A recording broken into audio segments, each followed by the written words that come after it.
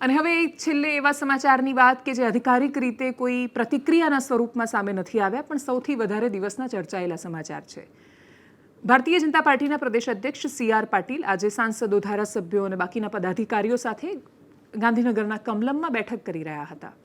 બેઠકના અધ્યક્ષ સ્થાને એમણે વાત કરી ત્યારે આડકતરી રીતે એવું કહી રહ્યા હતા કે પ્રદેશ અધ્યક્ષ તરીકે કદાચ એમની આ છેલ્લી મિટિંગ હશે મોટી, કેમ કે એમણે કહ્યું કે હવે આપણે મળીશું. જે ત્યાંથી માહિતી બહાર આવી સ્ત્રોત તરફથી, એમાં એ પ્રમાણે એમણે કહ્યું કે હવે આપણે ફરીથી મળીશું નવા પ્રદેશ અધ્યક્ષને નક્કી કરતી વખતે, નિયુક્ત કરતી વખતે, નવા મંત્રીમંડળ વખતે. મંત્રીમંડળનું વિસ્તરણ થશે એ વાત પર મોર મારી છે CR પાટીલે. સૌથી કફોડી સ્થિતિ કોંગ્રેસમાંથી ભાજપમાં ગયેલા નેતાઓની છે. અર્જુન મોઢવાડિયા તો નજરકેદ પણ ન થયા, એટલું રિલેવન્સ પણ ન રહ્યું આટલા મોટા નેતા હોવા છતાં. પોરબંદરમાં પૂરના કારણે સ્થિતિ એટલી બધી દયનીય બની કે એ દયનીય સ્થિતિ બનતા ખૂબ બધા પ્રશ્નો એમની સામે થયા અને એ પ્રજાને આશ્વાસન આપવા માટે અથવા એ હવે સરકારને પણ સવાલ નથી કરી શકતા. સ્થિતિ નથી બદલી શકતા એ અલગ વિષય છે, પણ એ સરકારને હવે પ્રશ્ન પણ નથી કરી શકતા. ગેડની સમસ્યા તો એમને બહુ સારી રીતે ખબર છે, પણ ગેડની સમસ્યાનું ના એ સમાધાન લાવી શકે છે, ના એ પ્રશ્ન કોઈના માથે ઢોળી શકે છે. ના એ મંત્રી બની શક્યા, એ ધારાસભ્ય રહ્યા, પરંતુ એનાથી વિશેષ મહત્વ હતું એમનું. અર્જુન મોઢવાડિયા માટે એવું કહેવાય છે કે કોઈ શરતોના આધારે ભારતીય જનતા પાર્ટીમાં નહોતા ગયા. કોઈ કેશ ટ્રાન્ઝેક્શન કે કોઈ શરત નહીં કે મને આની સાથે આ કરજો. એમણે માત્ર એટલું કહ્યું હતું કે મારી આમન્યા જળવાય એવું કરજો. આમન્યાનો મતલબ ભારતીય જનતા પાર્ટી કદાચ એમના માટે કંઈક અલગ સમજી છે.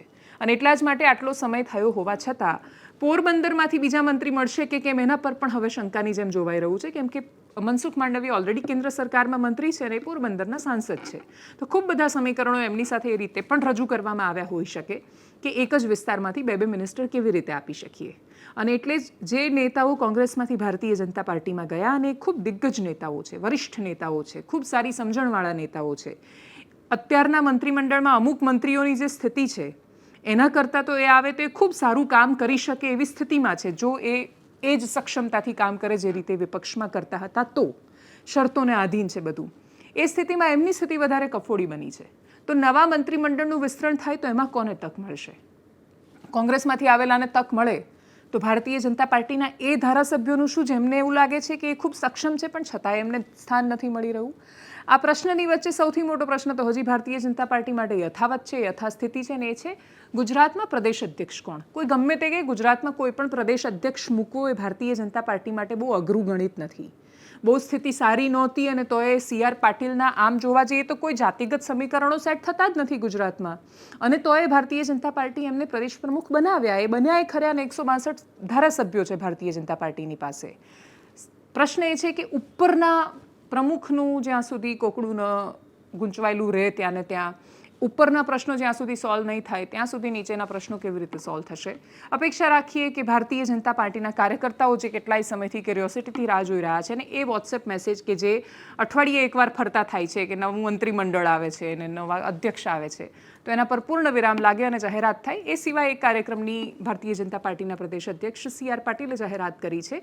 એ પ્રધાનમંત્રી મોદીના જન્મદિવસના સંદર્ભમાં છે. એમને સાંભળીએ એકદમ સંક્ષિપ્તમાં. રક્તદાન શિબિરની સાથે સાથે દરેક જિલ્લામાં 750 યુનિટ આ રક્ત જમા થાય, કેમ કે માનનીય પ્રધાનમંત્રી શ્રી નરેન્દ્ર મોદી સાહેબના 75મો જન્મદિવસ છે, એટલે 750 યુનિટનો ટાર્ગેટ અમે દરેક જિલ્લાને એની અંદર આપ્યો છે.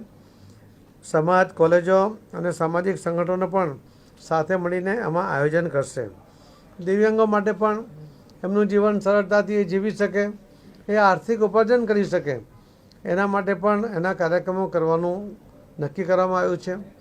માનનીય પ્રધાનમંત્રી મોદી સાહેબ 2014માં પ્રધાનમંત્રી બન્યા પછી આ દેશના લગભગ 2,48,00,000 જેટલા જે દિવ્યાંગ ભાઈ બહેનો છે એમનું જીવન સરળતાથી ચાલે, એના માટે સરળતાથી જીવી શકે, એના માટે એને જે સાધનો જોઈએ, કોઈને વ્હીલચેર જોઈએ, કોઈને કાનના મશીન જોઈએ, એવી દરેક પ્રકારની સહાય, એવો સૌથી મોટો કાર્યક્રમ ગુજરાતમાં માનનીય પ્રધાનમંત્રી મોદી સાહેબે સુરત નવસારીમાં કર્યો હતો, અને એમાં લગભગ 1 લાખ લોકોની ઉપસ્થિતિ હતી.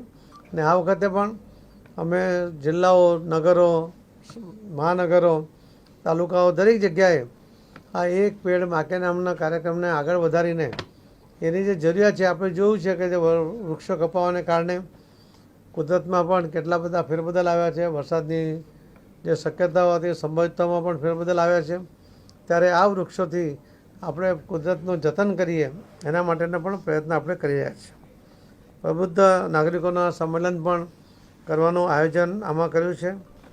એનાલિસિસમાં અત્યારે બસ આટલું જ. નેતાઓ સાચા અર્થમાં લોકાભિમુખ બનતા થાય, લોકરંજકના નામ પર એન્ટરટેનમેન્ટ તો બધા જ પીરસી રહ્યા છે, એ સાચા અર્થમાં લોકાભિમુખ બને એવી અપેક્ષા સાથે નમસ્કાર.